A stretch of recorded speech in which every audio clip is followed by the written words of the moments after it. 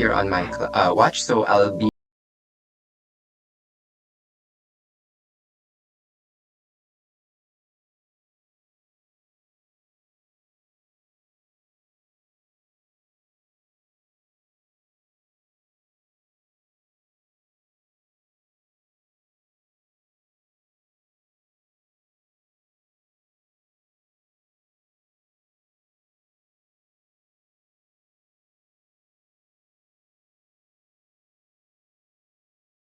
webinar is being recorded and is also being live streamed on Facebook. We will start in a couple of minutes just to give some time for the rest of our participants to join the call. Thank you, everyone.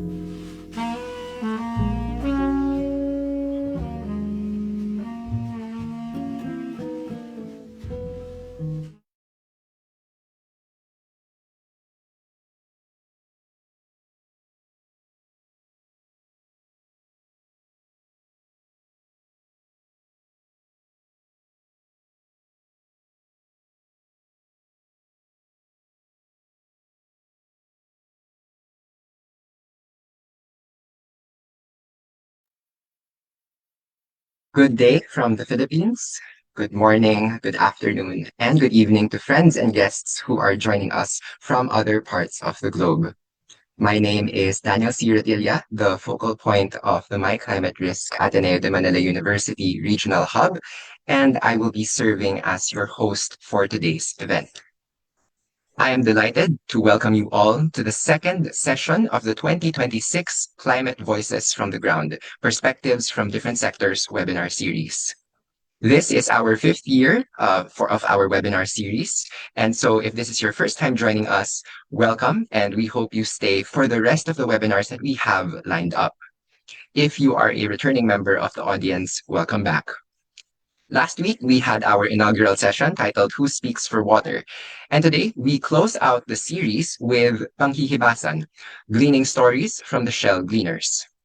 Today, we will explore a Southern Tagalog practice rooted in local knowledge of coastal or intertidal zones, local environmental conditions, and guided by the tides, looking at human-environment relationships.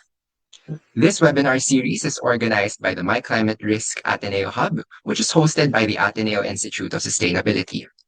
My Climate Risk, or MCR, is a lighthouse activity of the World Climate Research Program, which aims to develop and mainstream a bottom-up approach to regional climate risk. Our webinar series thus explores the different contexts and experiences of climate change, where we aim to understand how the same phenomena might touch our lives differently. Today's session in particular will delve into the ecologically grounded practice of Panghihibasan, an acknowledged but largely unstudied practice in the island of Luzon in the Philippines. Just some reminders before we start. Please note that the program is being recorded on Zoom. Here on Zoom, all participants are muted automatically as they enter the meeting room. We also encourage participants to keep their cameras off throughout the event, except during the group picture taking. Throughout the session, kindly type in any comments or questions in the chat box here on Zoom. Participants through Facebook Live may also type in their comments or questions in the comments section. And if you are feeling a bit shy and would like to remain anonymous, please feel free to send your questions to our tech team so that we can secure your private message and add that to the queue of questions. And finally, there will be an evaluation survey at the end of the session. Requests for e-certificates may be made through the same form. At this point, we would like to ask everyone to settle in for an interfaith prayer. I invite everyone to make the sign of their faith or join us in meaningful contemplation as we pray the benediction, a Hawaiian prayer for the earth. Let us give thanks for the world around us. Thanks for all the creatures, stones, and plants. Let us learn their lessons and seek their truths, so that their path might be ours, and we might live in harmony, a better life. May the earth continue to live. May the heavens above continue to live. May the rains continue to dampen the land. May the wet forests continue to grow. Then the flowers shall bloom, and we people shall live again.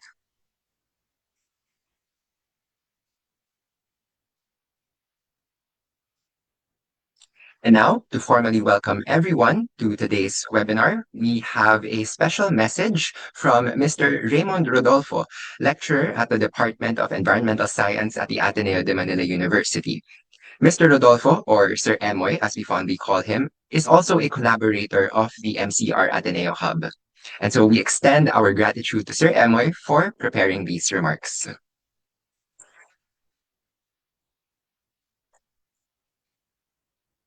Good afternoon, everyone.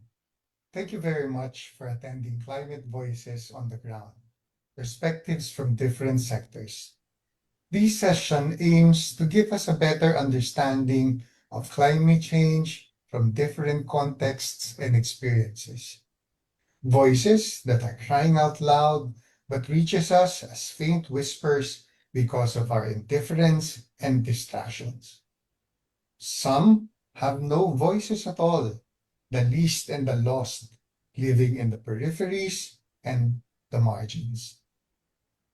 And voices that were shouting all day but never heard. Mga kapwa natin na napaos na sa kasisigaw, subalit walang nakikinig. This session invites us to listen to these voices and understand how climate change affects the lives of our vulnerable brothers and sisters.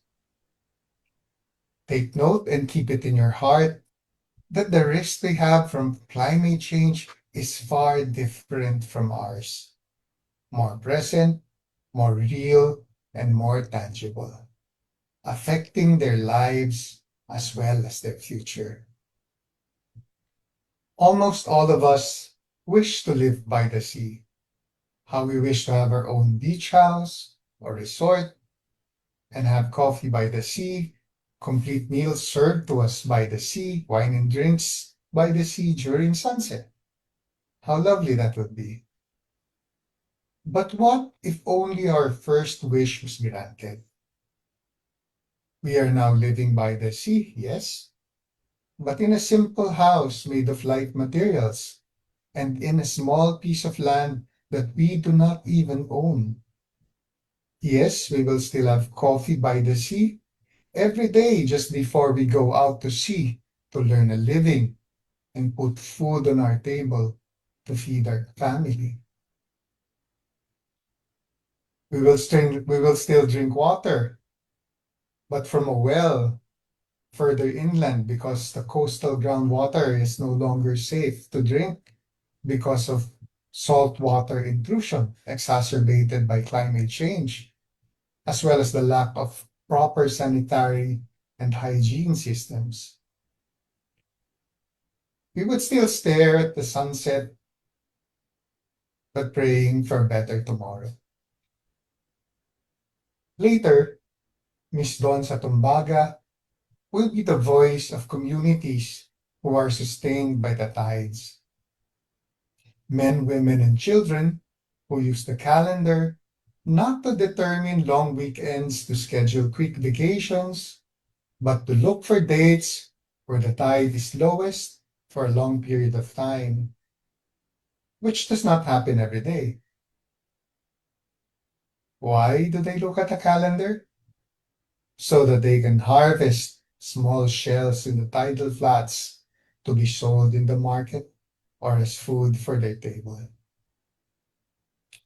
Imagine what will happen to the same coastal communities with the rising sea levels brought about by climate change. The low tides may not be low enough for them to harvest in the future with higher sea levels.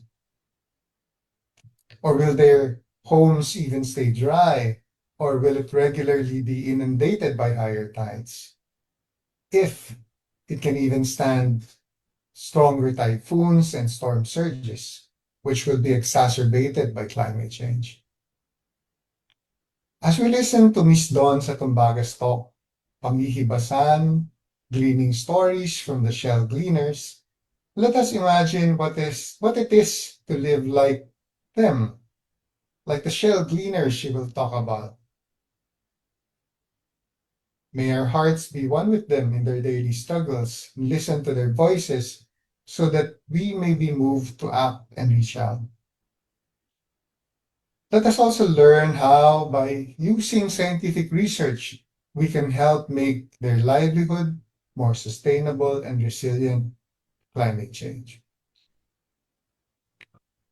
Finally, let us reflect on our own lives and how our actions affect others and our environment. Pagnilayan natin ang ating mga sariling buhay at mga gawain at kung paano ito nakakabuti o nakakasama sa ating kalikasan at kapwa-tao. Maraming salamat po. Thank you very much, and may the voiceless be heard.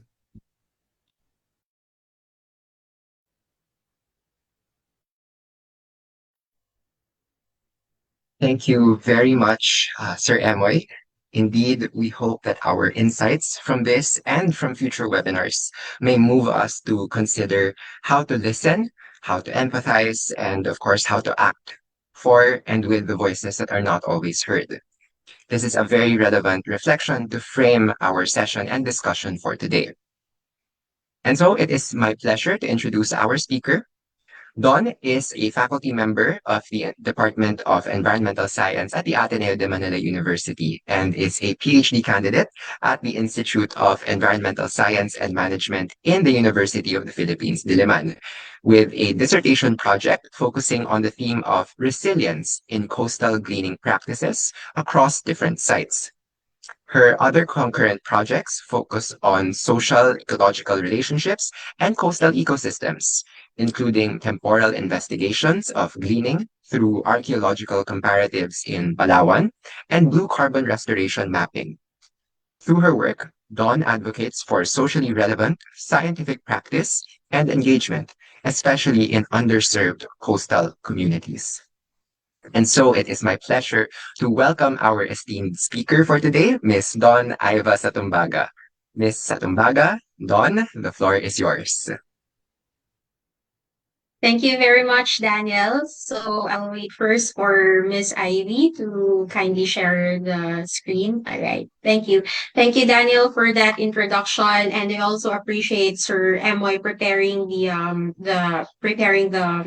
introduction and the opening statement for this activity. Sir Moy is not just I call him Sir Moy because he was also my teacher from before, and he's now a colleague and a friend, and also a collaborator actually in the study that I will be, or most of the studies that I will be sharing this, or most of the work rather that I will be sharing this afternoon. And I'm also glad to see that some of my students are actually here in the chat room. Hello, Gia. Gia is also part of this work, so her name is also here. So thank you for all the support, everyone. It really takes a village to really work together for these kinds of initiatives or these kinds of engagements, because it's not just science, but there's also the social aspect of it and the anthropological aspect of it. So this work is this was originally funded by the Sandbox Residency Program of the Arete, and it also has support from the Bureau of Fisheries and Aquatic Resources, and also from Agriculture Sustainability Initiatives for Nature, or ASIN, where Sir Emoy is a part of. The title of this talk is Panghihibasan or Panghihibasanan, Gleaning Stories from the Gleaners, particularly because when you do Panghihibasan, it is a form of getting from what is naturally available. So you rely on what is already there, and you cannot get everything because you are also limited by the times. In the same way that most of our understanding of gleaning is really based on how often we frequent these communities or how often we immerse and integrate with these communities.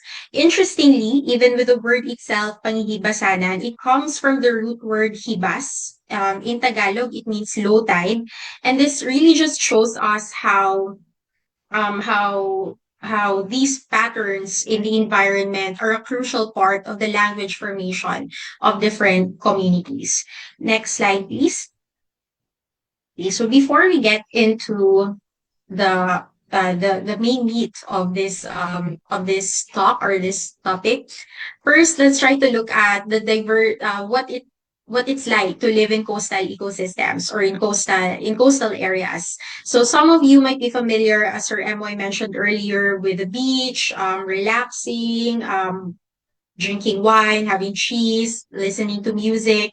But for most people who live in the coastal areas, these coasts, which are not just beaches, are a crucial part of their daily living, of their livelihood, and even of their subsistence and of their culture. And thus, it helps them develop what we call local ecological knowledge, knowledge that is deeply integrated or deeply associated with the environment that they've been living in, or the environment that they've grown up in. So in this case, coastal communities or coastal ecosystems are not just limited to the kinds of beaches that we might be familiar with when we're being tourists or when we're relaxing. Coastal ecosystems also include seagrass areas, mangrove areas, to name a few. And often these ecosystems, they're not as pretty for tourists because it's very difficult to, I mean, you can't swim really in a mud flat. You can't navigate well in a mangrove area. But for many coastal communities, this is where they get most of their resources. So they rely heavily on the integrity of the ecosystem in which they are situated in. So there are diverse communities living in diverse coastal ecosystems, and therefore the practice of gleaning, different coastal practices are also quite reliant on this diversity. Next, please. So who are the gleaners living in these coastal ecosystems?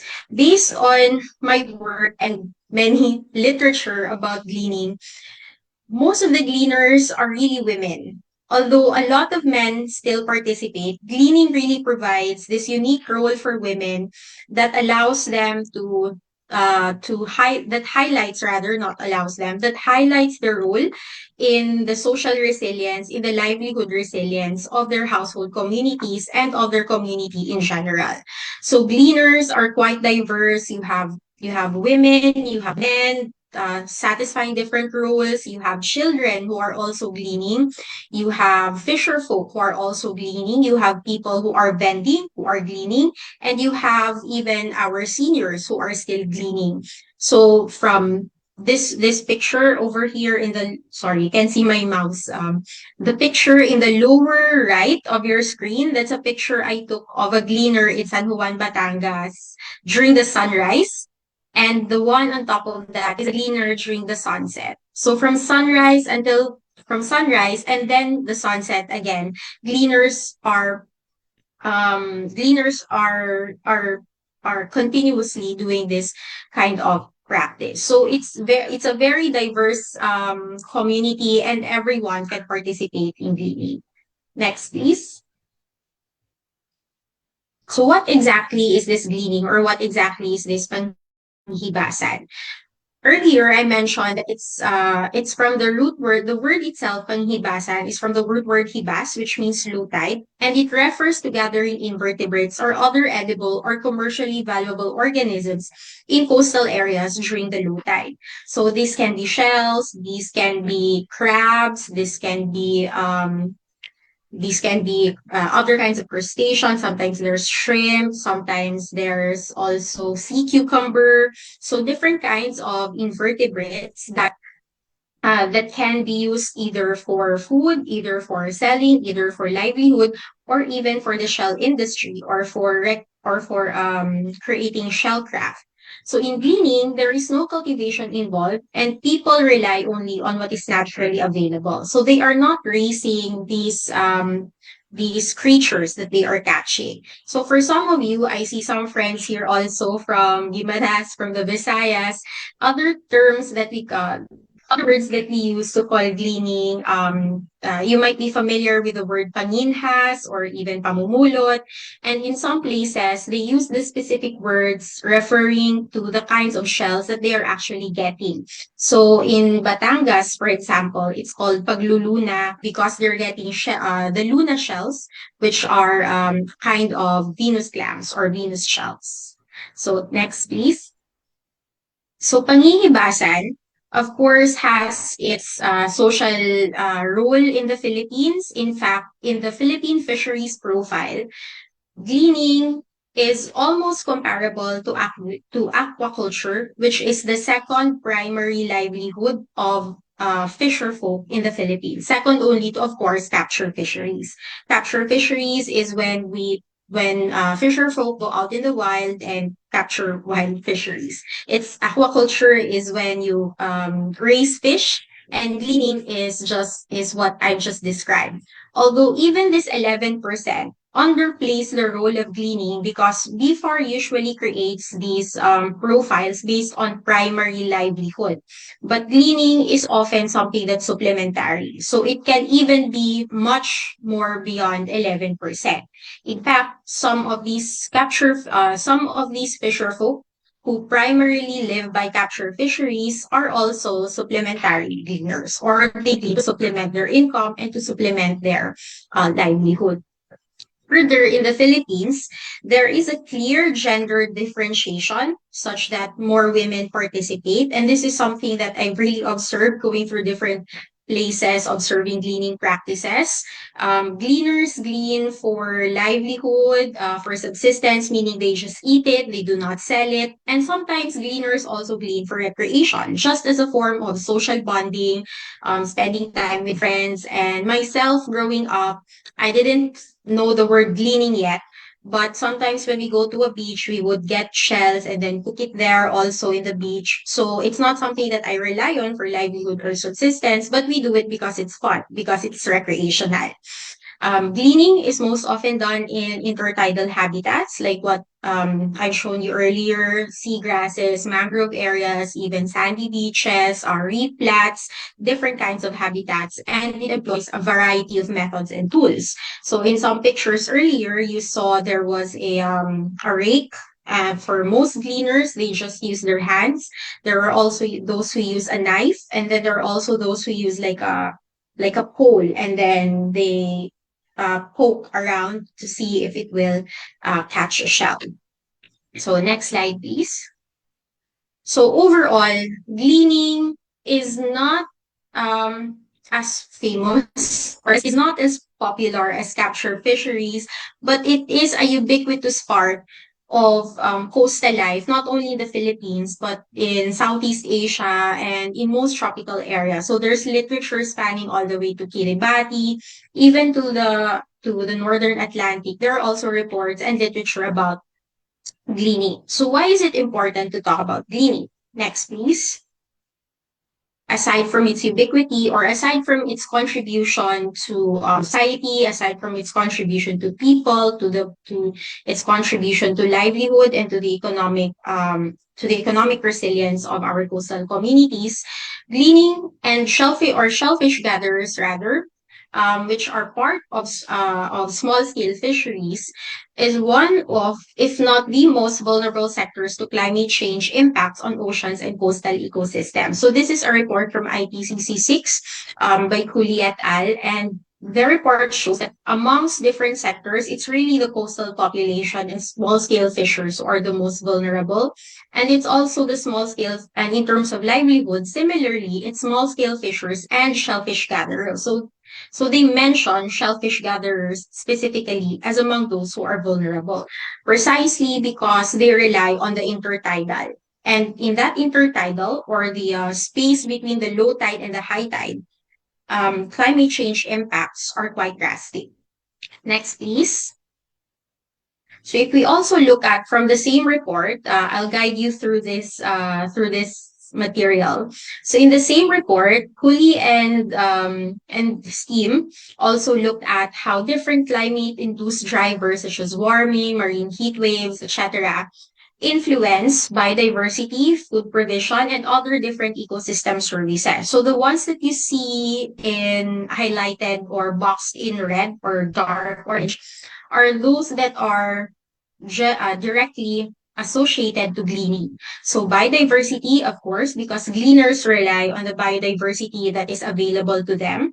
Food provisioning, habitat creation, and maintenance, because you need to have an intact ecosystem for gleaned organisms to thrive and to persist and to provide service to gleaners. And cultural services, because gleaning in a way also has cultural benefits, especially in terms of recreation and intergenerational transmission of local ecological knowledge. So overall, climate-induced drivers impact these different services, some with mixed signals, mixed positive and negative, meaning that it changes, but there's no clear direction of whether it's a positive or negative change. And in a way, that's to be expected for biodiversity, for example, because if you have warmer temperatures, your biodiversity will change, but it's not necessarily, or the composition rather of your biodiversity will change, but whether that is a positive or negative change is mixed depending on the ecosystem.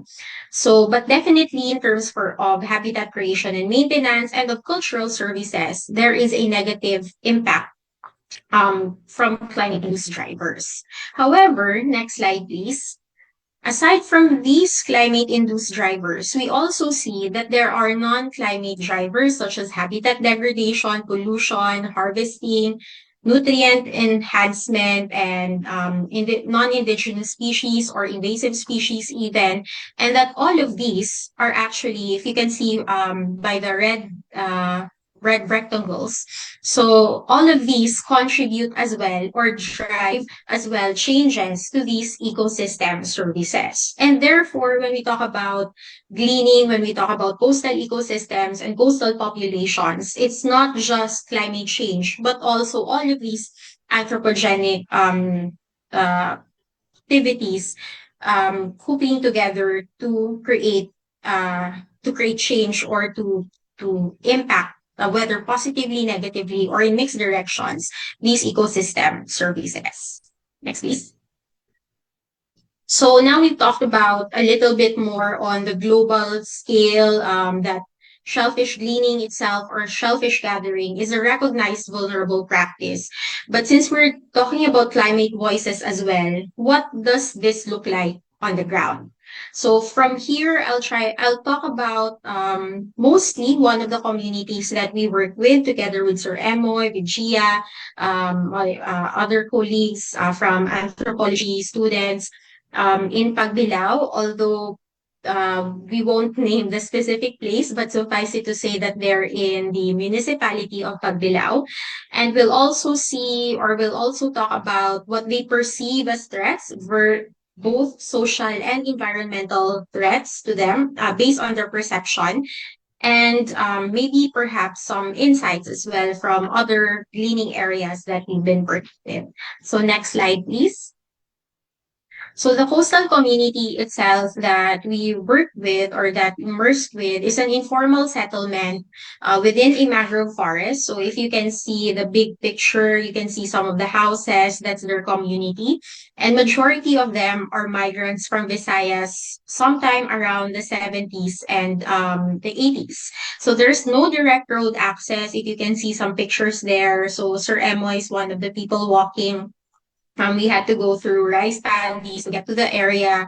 And from there, these are some of the things that we've noticed. So there's no domestic water source. They only rely on a single groundwater well. So imagine an entire community relying on that one groundwater well. And then there's also still issues of the ownership of that well.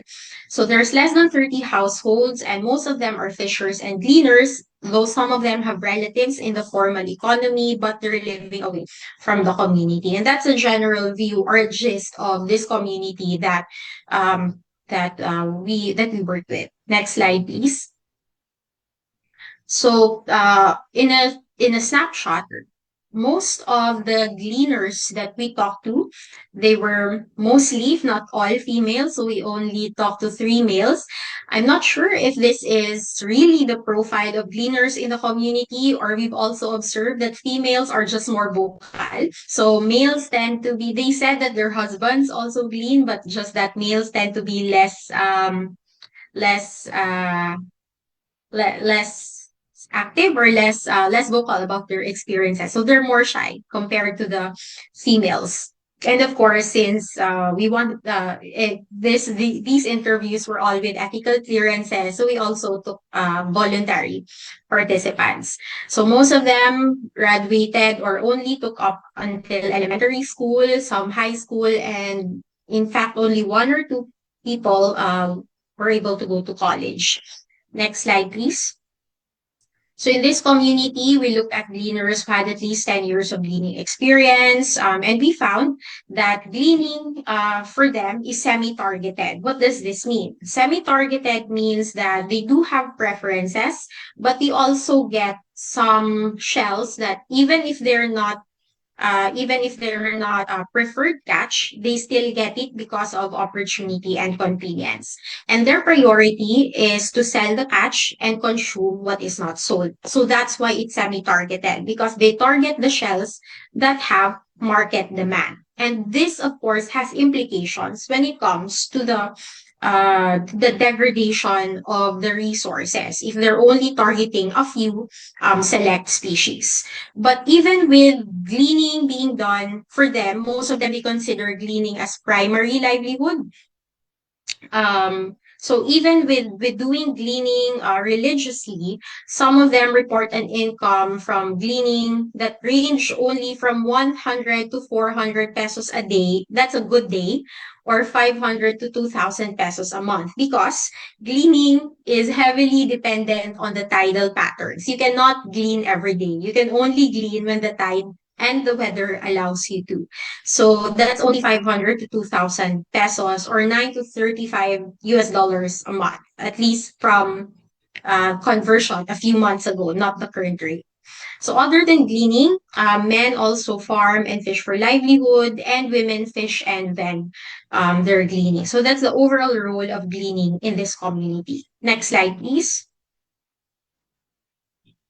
Okay, so gleaning to the community, this is based on the interviews that we did with the community. The value of gleaning can be categorized into three themes. First, social. Second is economic. And third is cultural. So in terms of a social value, it allows those who glean, men, women, parents, to meet their social obligations to their family. Further, gleaning is usually done as a social activity with family and friends, so it fosters that social bonding. And we might not think of it highly, but social bonding is actually one of the main reasons why our species, the Homo sapiens, survived over different kinds of species in the past. It's because we were bonded socially. We can share information in this activity. We can transfer knowledge. We can transfer culture. We can transfer technology. So it's a social activity that's done with family and friends.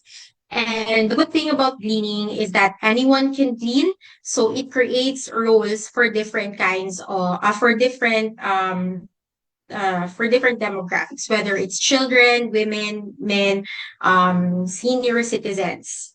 Next, please. In terms of its economic value, they also say that, of course, the most obvious is that it has a subsistence and livelihood value.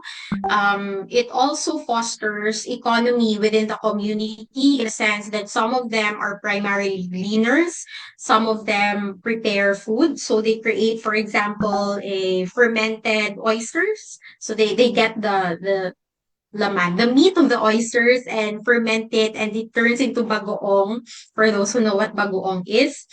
And then for some of them, they are middlemen or they combine the gleaning catch and then sell them wholesale to market vendors. For some of them, they vend outside. So it creates a small economy within the community. And it also allows them to diversify the subsistence and livelihood, which is a resilient strategy when it comes to different threats that we will look at later on. Next slide, please. So gleaning also has a cultural value to the community. So it allows for different ways of food preparation. Only there actually in the community that I was able to taste um, dinuguan made from clams. So there's this species, Tagilarca granosa. Its local name or the common name is a blood cockle. It's very red. The meat is very red. So when you cook it, it turns into kind of like a dinuguan or blood stew. So you have dinuguan clam in the area. Food preparations, bagoong, the usual tinolang clam, what else? Ginisa, many things. So this diversity creates that diversity of culture when it comes to food. It also fosters local ecological knowledge because uh, through through transmitting or through teaching gleaning to their kids, they also transfer the knowledge of what do certain types of shells like, where do they like to live, what are they called, what are their behaviors, should we glean them further down or in the depths of the muddy waters, or do we take them from the mangrove roots? So it fosters this intimate connection with the environment. And lastly, because of changes or because of developments in technology, gleaners also practice or also demonstrate technological adaptations primarily for food preparation and for gleaning itself. So wow, interestingly, I wasn't able to put a picture of it here, but they also have makeshift. I'm not sure if some of you do field work in mud flats or coastal areas, and then you have to wear like very, very tight boots so that your footwear wouldn't get stuck in the mud. But for them, they do a makeshift boots. Well, they just wrap around rags, tie it with string or tie it with ropes to keep it tight, and so it protects their feet. But it protects their feet. It's low cost, and it doesn't get stuck in the mud. Next, please. Okay, so out of all these benefits, of course, we also asked the gleaners what their perceived threats were. So, in terms of perceived threats, we categorized them or we looked at them in terms of social threats and environmental threats. So, when it came to social threats, gleaners had these, or gleaners at least from that community, had this conflicting view where parents want their children to recognize the value of gleaning, but they also want them to focus on formal education and avoid gleaning as a source of income. Next, please. So let me just check my chat to make sure I'm how much time I have left. can manage my presentation. So there's also safety concerns. Children are excluded or left in the boat, and there's a protective equipment needed. So they don't feel that gleaning is that safe when they have to go out of their way to glean. Next, please. And there are legal regulations as well, where gleaning is generally a porous practice. They don't really think about administrative boundaries because they switch their patches depending on the season, depending on the tide, depending on the weather. But it's being limited, at least for this area, by territorial use rights. So the next municipality over, usually they would go because they're already near the edge of their municipality, so sometimes they would go just a few hundred meters farther away from off their coast, but that's already a different municipality and they're not allowed to glean there because that's reserved for the gleaners in that municipality. They also report that there are local tariffs when they are selling their glean catch. Next, please. So they also feel that they have a weak influence and that their opinions are not listened to and needs are not satisfactorily addressed. Next, please. Last na pala yun sa social. So overall, the community feels that it doesn't have a strong voice when it comes to asking for social reliefs, when it comes to asking for help in terms of these enabling factors for gleaning, social enabling factors for gleaning. And this is where perhaps our talk today might want to focus on in terms of perceived environmental threats. So according to the gleaners, they see typhoons and upland activities as environmental threats to their activity, primarily because of physical disturbance, lower salinity. If you have typhoons, heavy rain, and they live near a river, so the upland rain would go down into the river. And if you have a lot of illegal logging, a lot of mining in the uplands, all of that silt, all of that erosion will also go down and cover the gleaning area with silt, probably leading to mortality of their gleaning catch.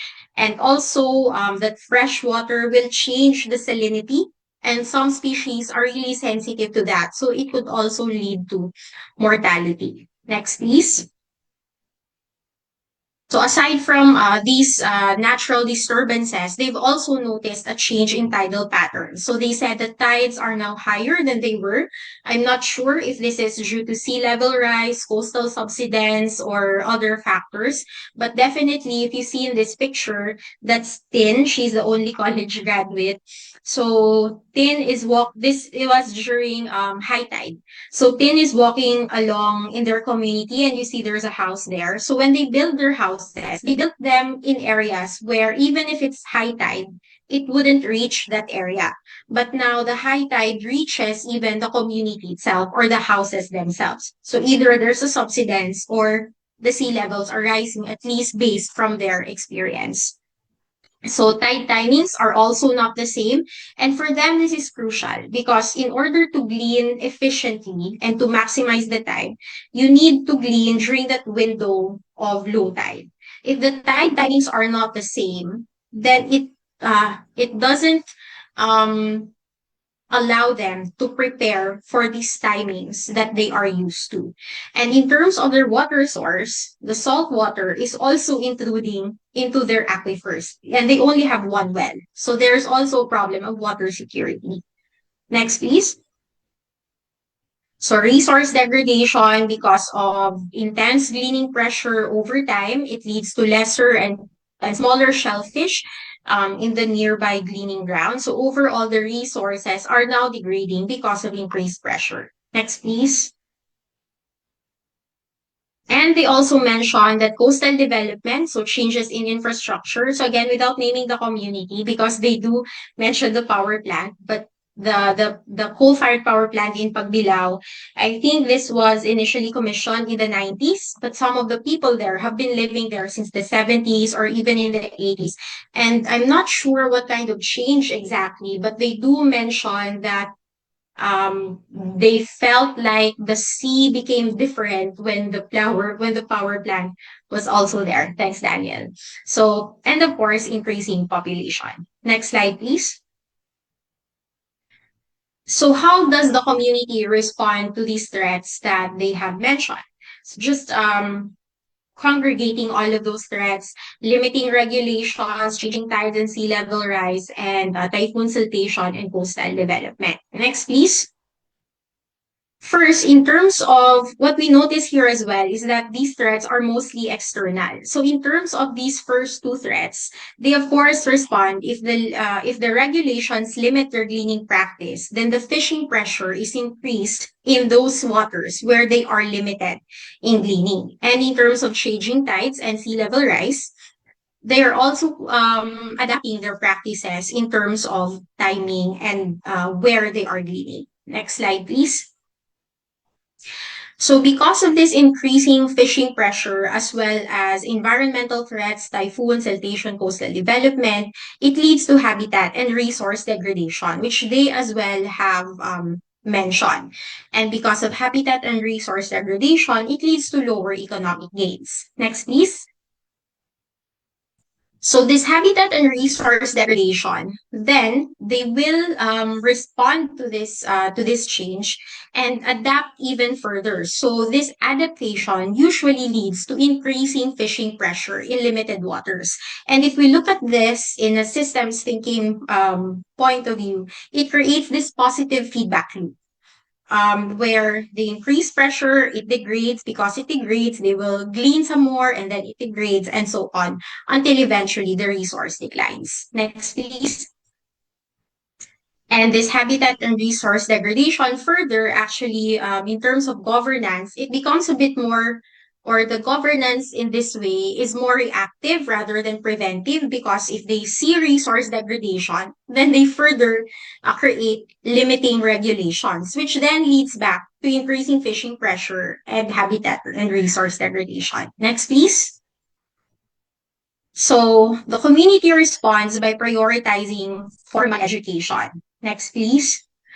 But because the community is also experiencing financial insecurity, it creates a problem in prioritizing this formal education. And prioritizing formal education can sometimes lead to the devaluation of their local ecological knowledge. Next, please. Now, this is the situation when gleaning is seen as something that's a primary livelihood, or when people rely on gleaning so much. But what if gleaning is no longer primary, or what if people had other systems or other resources to rely on? So if we take out the limiting regulations, it's no longer a threat because they don't need to be it's okay even if it's limited, then all of this changes. And now there may be some habitat and resource degradation, but mostly because of so there are still threats remaining, but these are now mostly environmental. Next, please. Okay, so I'm going now to the last few slides. So if we look at this whole system of gleaning, there is a social aspect to it, an ecological aspect to it. And most of the social part, if we think about it, can help the gleaners. But even if we fix the social part, it will help the community.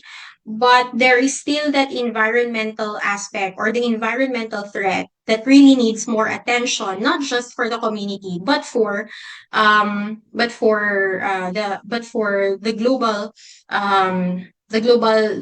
global work as well. Next, please. Sorry, don't next. Sorry, go back to the sunset slide. So this is from a different group, or this is from a different side. This is one. Just interestingly, recently I went there, and one of the things that they mentioned is that mahal ang crudo para mamangka, kaya mas madalas kami magluna. That's the term for gleaning there. And what this essentially means is that they use gleaning as a resilient practice because of this rising gas prices. It's now very costly for them, and it's not cost efficient to go out into the sea. So they rely most, or they've intensified their gleaning practices. Next, please.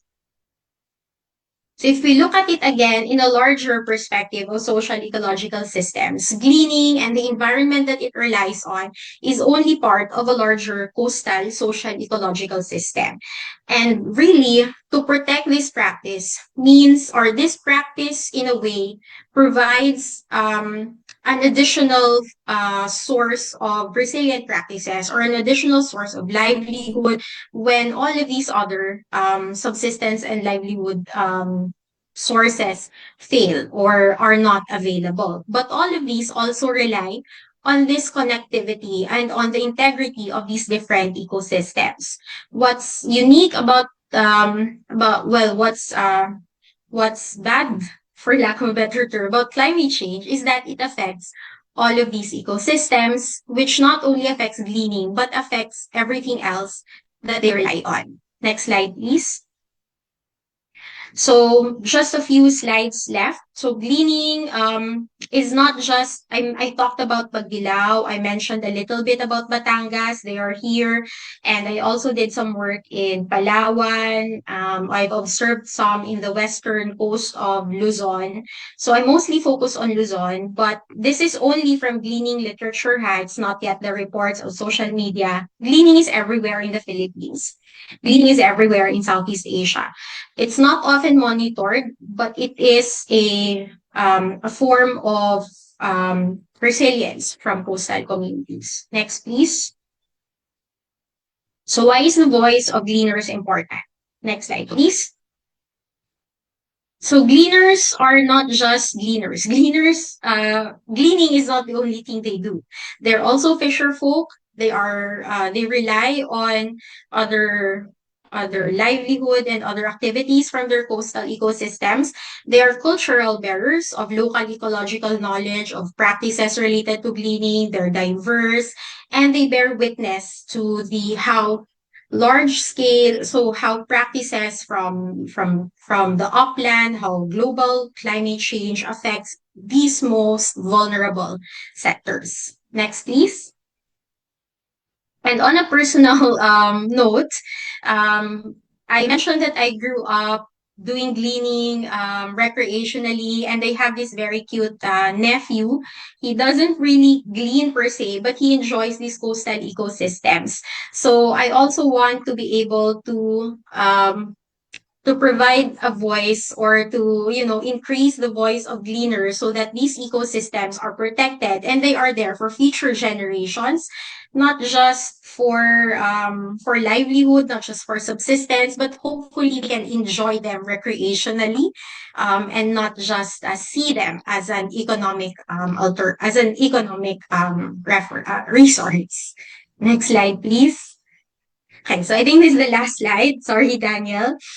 Just thank you for all of the people. This is not all of it, but this is really not just my work, but a lot of people helping, a lot of people contributing, especially the local communities who are doing this work, giving voice to gleaners, to coastal communities, and the communities themselves participating and helping us understand their situation better. So thank you, and I think that's the yeah.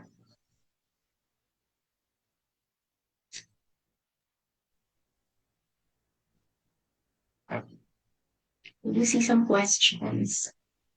Thank you very much, Dawn. That was a really interesting, it was comprehensive, and it was also a very interdisciplinary, if you will, dive, or I guess glean into the topic of Panghihibasan, or shell gleaning.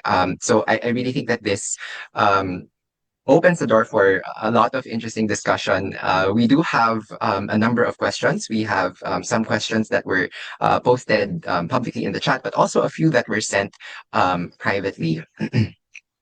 And so, um, so I'll start with one of the privately sent questions. And this is about a comparison with our agricultural sector.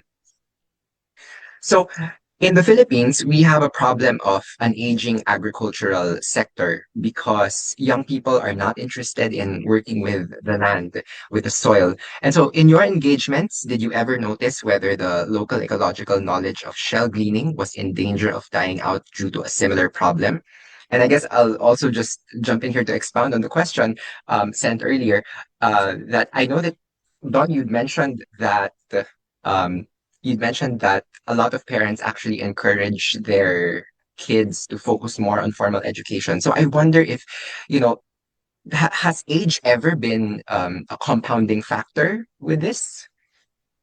Okay, so that's actually interesting because there's so many layers when it comes to talking about intergenerational transmission of knowledge, and when it comes to how gleaning, practice of gleaning and local ecological knowledge is transferred to the next generation.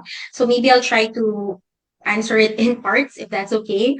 So first, did I notice whether age is a factor or whether the aging of the sector is also seen in gleaning?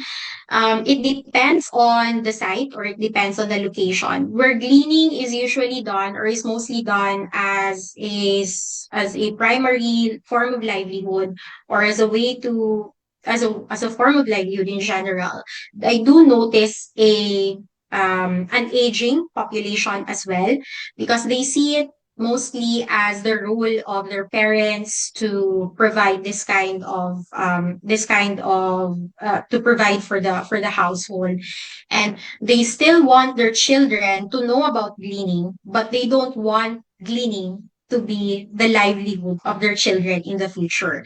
And that's what I mean when I say that it's the gleaners who want to prioritize formal education, or they want the children to focus on formal education instead of accompanying them in gleaning. But this is also a problem because in some cases, they don't even have the resources to send them to school.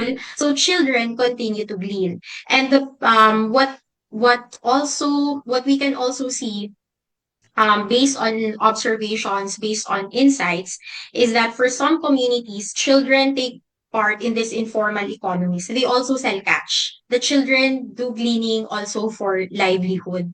But there are but yeah, so in places where there's a certain age where children leave for livelihood, and there's a certain age where they're still allowed to glean for our recreation. And we did see it's not part of our study, but sometimes when we go there, we ask the children to draw.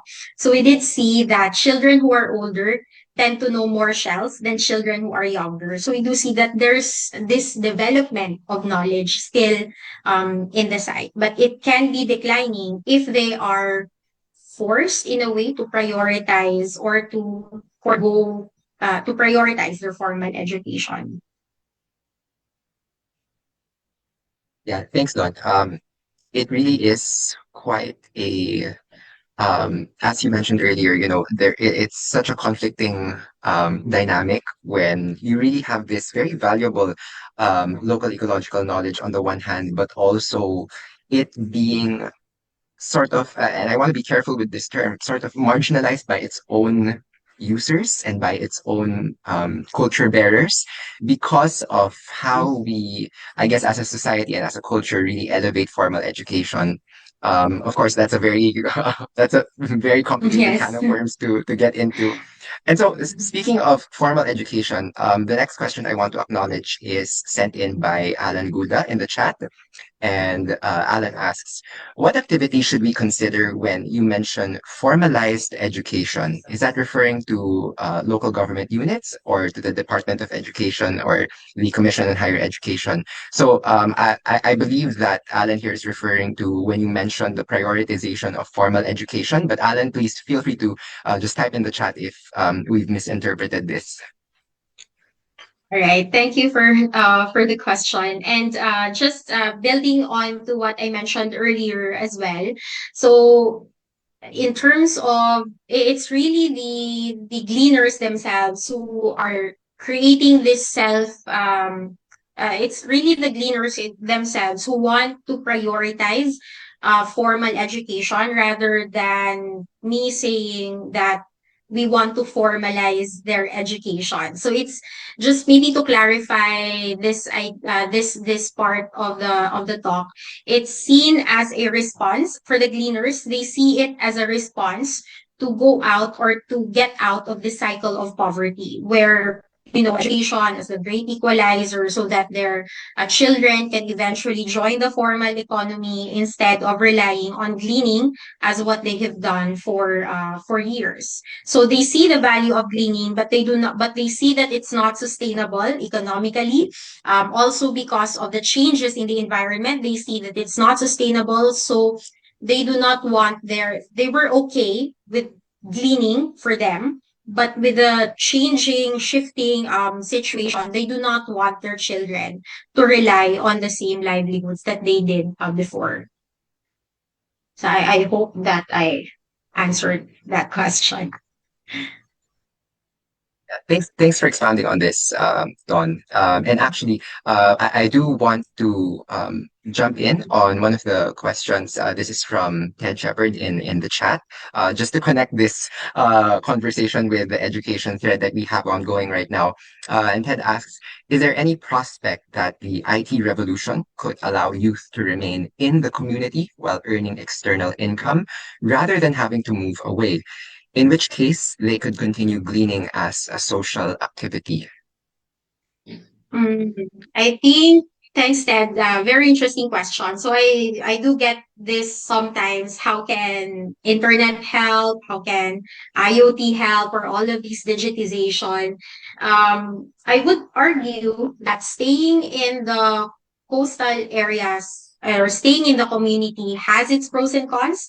So it's because they're staying in that community that they have this intimate knowledge and appreciation of their environment, but also staying there actually makes part of their vulnerability comes from their exposure from staying in that coastal community. So just offhand, um, I'm not sure if I haven't really thought about it, but I'm not sure if keeping the community where they are, at least with how they are as well, without external help, would be the best thing moving forward. Even if they could work remotely, even if they could participate in formal education remotely. First, that needs a lot of infrastructure. So and support, because even with water security they don't have that, so they don't have a good source of fresh water. They the when it's high tide,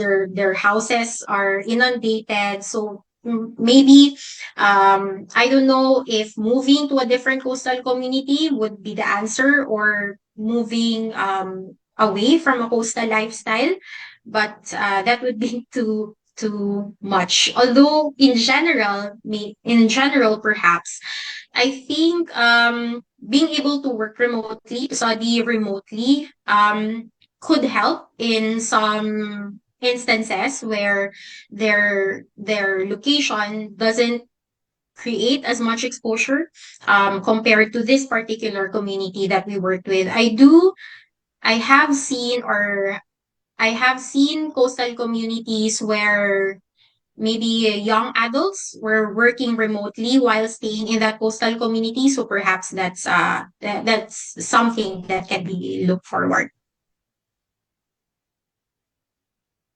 Thanks, Don. So I guess in a way, because of how much the internet has really penetrated into Philippine society, even for communities as far from the capital as Pagbilao, we're also, I guess, seeing for lack of a better word, a petri dish into seeing how this might interact or have the complex dynamics with these forms of local ecological knowledge and how they're preserved or lived out. And so this connects to one of the other questions that was sent anonymously earlier. And this is harkening back to the report that you shared by Cooley et al. That these small scale gatherers or gleaners are most vulnerable to climate impacts. And so, I guess, tying with the theme of our webinar series, what are some of the concrete ways that you can have a genuinely bottom-up approach to sort of helping or bridging these greening communities with the climate information that they need? All right. Thanks, Daniel. So I was actually reflecting on that question when you invited me for this talk. If I recall correctly, one of the sorry, rather, not if I recall correctly, but one of the threats that they did mention is experiencing the changing patterns of the tide, not having enough information in terms of the timing, in terms of how high it would be. They're now higher than how they have than how they have experienced it before.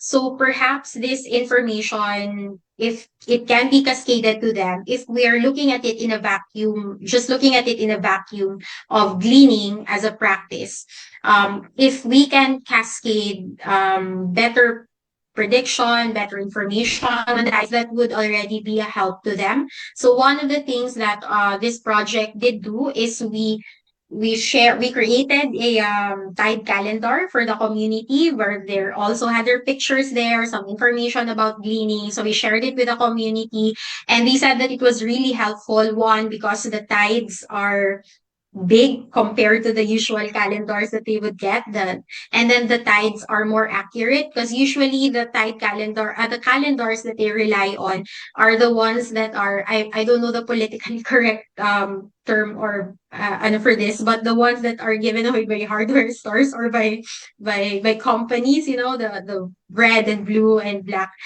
calendar. So that's usually based on tide timings from Manila Bay or from the Manila Bay area. So it's not the same tide for them. And because Mm, of this delay, because of this change, they could not prepare properly. So if we can create more location specific forecasts, then that would help, and cascade it to the committee, then that would help.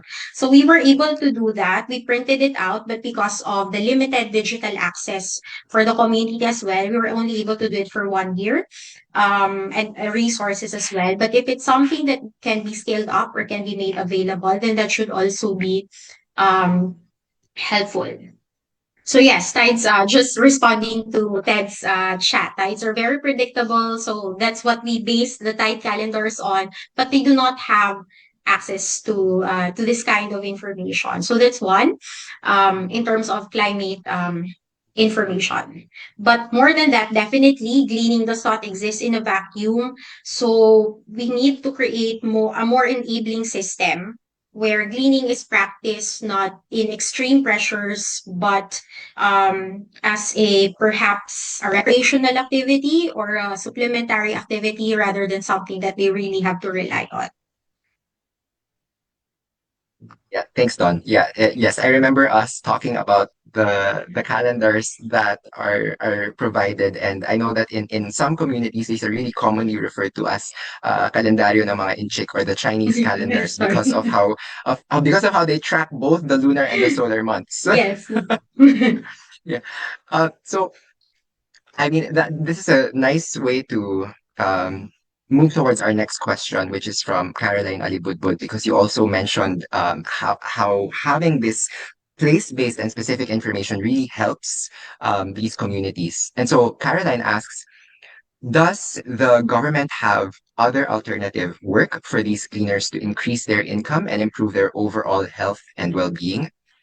It depends on the community. So what I've noticed is that there are some national policies through BFAR, but the response is really community dependent or even barangay specific or municipality specific. So in that particular community, their local government acknowledges them, recognizes them, they know them, but they're not that I was made aware of, or not that we were made aware of in terms of alternative support or alternative work, alternative forms of income. And that's also one of the things that we wanted to show in this study, that really, if you want to lessen the pressure, then you create alternative forms of livelihood and alternative forms of income uh, that does not rely on or is not made vulnerable because of their exposure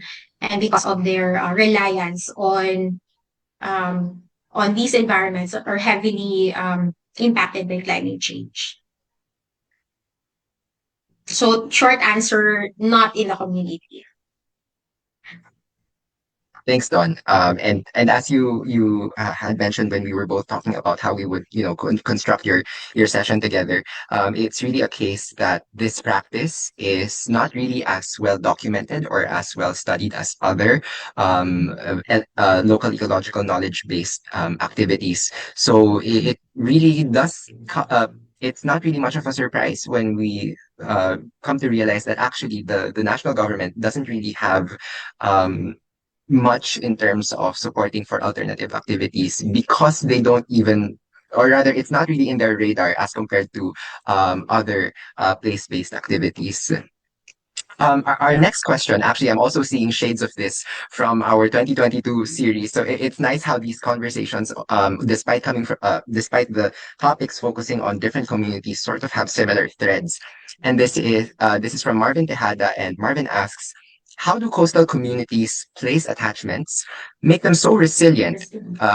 In spite of vulnerabilities and their refusal to be displaced or relocated to safer locations, when often they're the ones who are exposed to these climate-induced impacts. So Okay, sorry to throw thanks. another kind of worms at you. Oh, I like this question. Thank you, Daniel. But again, it's also quite complex. So aside from studying contemporary gleaning, we're also looking at archaeological gleaning because I'm an archaeologist by training as well. So in the past, gleaning has existed for a very long time in the Philippines, globally. It's just that the way that shell gathering rather it's just that the way or the, let's say, even the biodiversity or the practices change over times because environments and needs change as well. So what's nice, not nice, but what's interesting about in the past is even when environments change, they change at a rate wherein local communities can adapt, where biodiversity can adapt and local communities can adapt to this change as well. So even if the shells that they used to glean are gone or are no longer there, there's something that replaces that. And some shells are in fact so resilient, so generalists that we see them in records of 10,000 years ago, 12,000, 15,000 years ago, until now, they're still there. Like your bagongon or telescopium shell. So they're your nerites as well. They're there uh, tens of thousands of years ago. So one, the environment itself has somehow coped so far. The communities adapt to these changes. But let's see, place attachments make them so resilient despite vulnerabilities. But aside from gleaning, as we've seen earlier in that social ecological system, gleaning is not the only thing they do. So in that coastal ecosystem, it gives them access not just to the coast, but even to nearby agricultural land. So a lot of gleaners are also partial farmers. So they farm when they're not farming, they're gleaning when they're not gleaning, they're doing fisheries, capture fisheries. When they're not doing capture fisheries, they're um, they're creating fish cages. And for a lot of them, they do this and gleaning especially because it's very low capital. It's not capital intensive. So if you have enough resources, you go out to your coast, you get a few shells, you get something. And that's the experience in Batangas. Because of the rising gas prices, it's not cost efficient to go out anymore. So they just glean. And this creates, so meaning in those coastal ecosystems, they're comfortable there in a way that they know or they can still adapt so far and they have access to different kinds of resources, even if some of these resources are being threatened. So if you look at other literature as well, in terms of coastal ecosystems, what really the main threat for coastal ecosystems is actually not climate change, but it's sea use transformation or changing the coastal area itself, development, infrastructure, reclamation. In fact, even just changing it for tourism really creates more threat than so far than the slow creeping change from climate change. And also, most of them do not really have the resources to switch or are scared of being in a different environment when they've already familiarized themselves in the environment they are in. So I hope that there's still so much to say, but I hope that sort of captures my answer to your question, Marvin. Yeah, thank you so much, Dawn. I agree that's a really complicated um, line of questioning. And I mean, if our other participants are also interested in how a similar conversation or question was answered by a different speaker back in 2022, you can check out the MCR webpage, which we will share later towards the closing of the of today's webinar. But I do just want to close out Marvin's question with a comment that he also left in the chat. And I'll just read the last line here, which is that perhaps what we all need to do is to respect their way of life, let them be navigators to steer their own existence. And that's really something that's quite resonant with the bottom up approach that we want to explore here in MCR. And so, just to close out this section, we still have a couple of questions that were sent anonymously. So, Don, I hope it's fine if we can forward these to you, and then you can just wait for your answers and also send your answers to all of our participants so that we can sort of keep the conversation ongoing. So, the last question here is, if people want to stay updated with the work that you're doing, what is the best way that they can stay in touch with you as a researcher? For now, I suppose you can. I do check my email regularly, so you can send an email to. I can type it in the chat. My email address. Wait. Okay. So it's D Satumbaga at Ateneo. My at sign is not working. So maybe Daniel, you could type it in the chat. Sure, got it, got Or it. someone from so D Satumbaga at Ateneo.edu. So that's my work email. But other than that, currently I'm focused on finishing my dissertation, hopefully. So I am going back and forth to Batangas for my dissertation project where I look at well, gleaning, of course, and how different levels and how biodiversity responds to different levels of gleaning.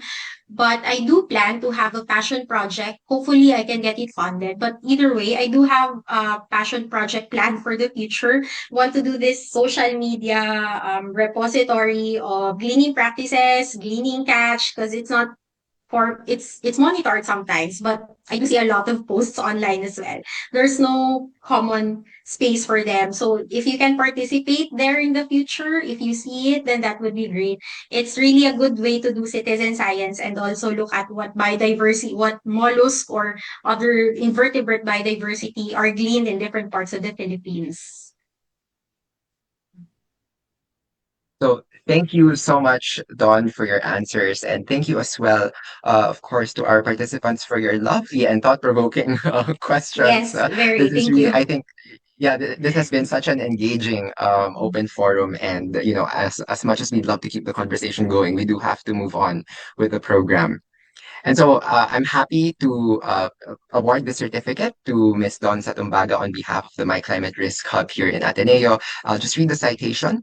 This certificate of appreciation is presented to Dawn Iva Satumbaga for sharing her time and insights in the webinar entitled Panghihibasan, Gleaning Stories from the Shell Gleaners on the 29th of April, 2026. This certificate is signed by myself as the focal point of the MCR Ateneo Hub and by Dr. Emmanuel De Locado, the director of the Ateneo Institute of Sustainability. A signed and high-res version of this e-certificate will also be sent to Ms. Dawn's email after the session. So thank you again so much, Dawn, for sharing your time and insights with us. And now, to deliver the closing remarks, it is my pleasure to call on another dear colleague, Dr. Milet Mendoza, the chair of the Department of Environmental Science at the Ateneo de Manila University. Dr. Mendoza, thanks for joining us. Hello everyone, magandang hapon sa ating lahat. So it is an honor for our department to share with the bigger community the research works and interests of our faculty, Ms. Dawn. I hope that with her sharing, all of you were able to glean the realities, challenges, and opportunities that the focus community in Pagbilao faces. Ms. Dawn has been so passionate about gleaning since her childhood, and now with such great motivations, it is the main focus of her dissertation. So, ipagdasal natin si Don na matapos na niya yung dissertation niya. So, through this session, we really hope that our audience are able to realize the importance of local knowledge in upholding resilience and understanding human-environment relationships. Of course, thank you to the organizers of this webinar series, Climate Voices on the Ground Perspective from Different Sectors. Huge thanks to the WCRP, My Climate Risk Hub, and to the Ateneo Institute of Sustainability. Thank you for all your support. Yun lamang po. Maraming salamat. Thank you very much, Dr. Mendoza. It's really nice to have so many colleagues from the department represented for today's session.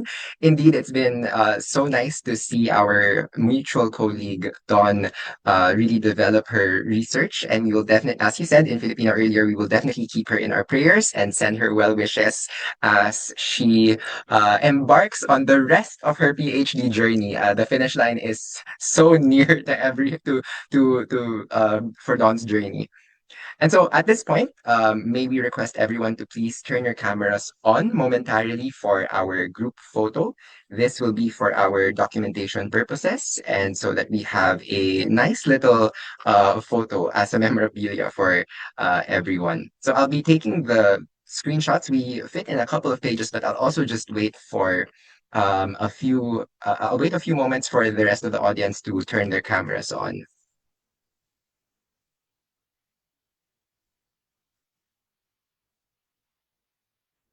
All right, so I am now going to take the first screenshot. Okay, in 3, 2, 1.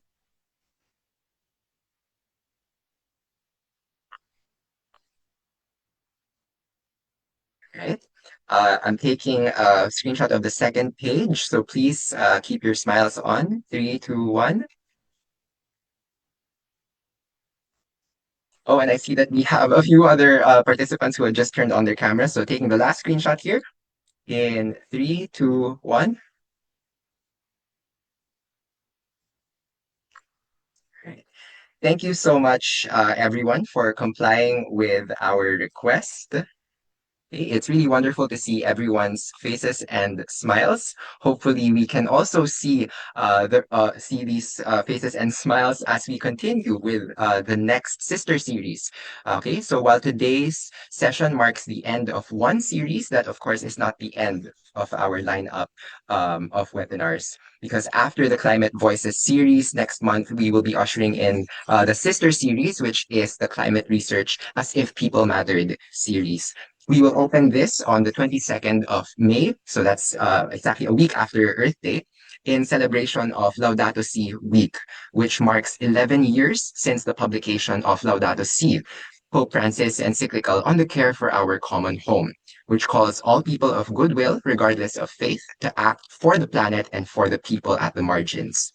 The webinar that will open the series is titled Forging Possibilities from Crisis, Radical Hope Through Grassroots Action in the Philippines, with our speaker, Dr. Justin C. Next, for some post-event things that we'd like to share, as part of our commitments to equity and greater inclusion, My Climate Risk, as part of the World Climate Research Program, or WCRP, invites you all to take this survey by the Global South Inclusion Task Team, or GSIT, of which some of the collaborators of the MCR Ateneo Hub are part of. This survey is for individuals who have participated in at least one WCRP event. And so if you participated in any of our previous MCR Ateneo events, or even in just this one, whether online or on site, you are eligible to answer this survey.